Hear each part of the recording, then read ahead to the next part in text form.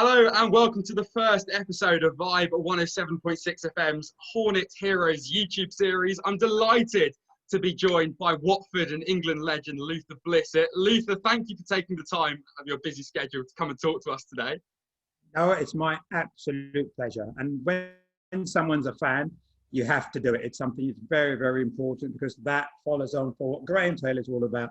The fans make us and they give us that encouragement and that belief when we walk out. So yes, we pay it back and always been pleased to talk to you and always give you some time. Well, thank you so much. As Graham Taylor says, you are a superstar. You're a Watford and England legend. And I'm going to ask you a question to start off the interview. I'm sure you've heard it 1,000 times before, but what is your favourite memory in a Watford shirt?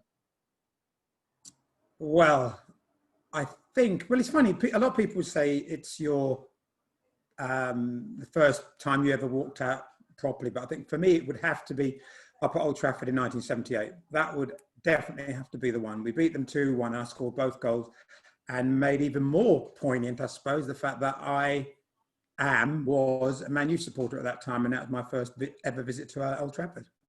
Well, United, a mixed season under Ole Gunnar Solskjaer. It looks like he might keep his job at the moment, but that's not why we're here today.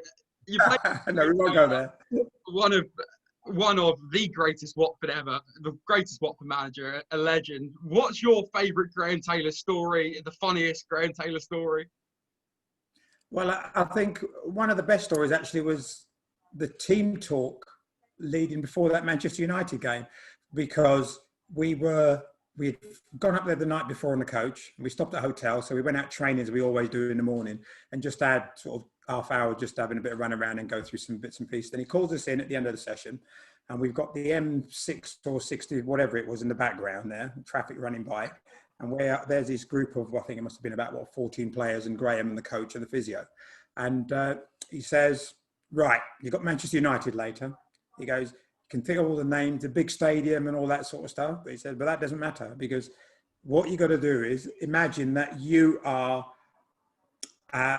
with your mates and you're going to go and play the next road. Because we actually used to do this when I was a kid. You know, you get your mates together, you go and play the road, down there, and go to the park and have a game. He said, that's what you got to do, because when you put your jumpers down for goalposts, you don't know who's on the other side. You may have Ronaldo on the other side. You may have Messi, whatever. You've got no idea. And you just went out there and played and give it your all. So that was the attitude that we went out with. But that was Graham. He put it in a manner that you never feared whoever you're up against. You always brought them down to the level that, yes, we can deal with these. And I think that is a quality that he had, which obviously held us in great stead and encouraged us and inspired us to go and get the results that we did. One of the greatest ever, and God bless him. We will always remember him. I'm sure he was very different to the managers you had out in Italy. But we'll go back to Watford, not quite Milan, but it's clear how much the town means to you, the community means to you. How impressive was it from the football club during lockdown and the first lockdown and the summer, where they really helped the NHS? Well, I think the football club did what you'd expect any organisation that, especially when you no longer can trade yourself. You've got a building there which is right next door to some of the most important people in this country. And, it was handed over for them to be fed, for people to sleep and rest and whatever. And quite rightly so. And that achievement was wonderful. We should be proud of our club, but there are other clubs that are also supporters that are proud of their clubs, because they did very similar sort of things. And, we're all to be applauded for that, because the NHS, and even now, they are very, very important for all of us. So that, I think, was something Graham would definitely have been pleased to see, that Watford Football Club was helping out people that really needed it, because that was what Graham was always about. He always preached that to all of us.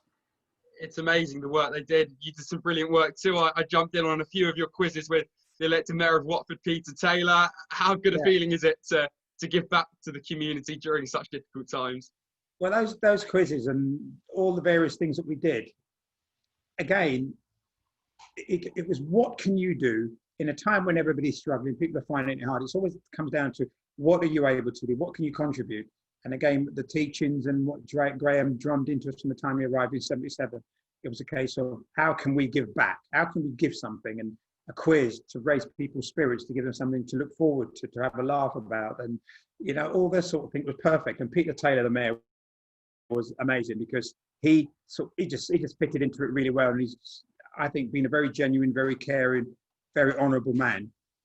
Reflected so many attributes that Graham Taylor had. It was something that I had to do. And, you know, there are other players that got on board with certain things when it came to auctions and that. And it worked really, really well because it's something that we all believed in, and we all believe in the community of Watford. And I think what Watford have done has been amazing, but I think what we can continue and go on to do could truly be a blueprint that other counties could follow. Yeah, I really hope we do continue the great work we're doing, and I'm sure we will under the elected mayor of Watford, Peter Taylor, because as you said, he's an absolute legend, a lovely guy. Finally, Luther, you're an England legend as well as a Watford legend, and you played under Bobby Robson and 14 caps at senior level. We're looking really good at the moment. Beat Ireland 3-0. We've got Belgium and Iceland midweek in the Nations League. Are you optimistic with England's future at the moment, a young side? Yeah, always. I think when England plays now, I think they have got a chance to beat absolutely anyone they're up against.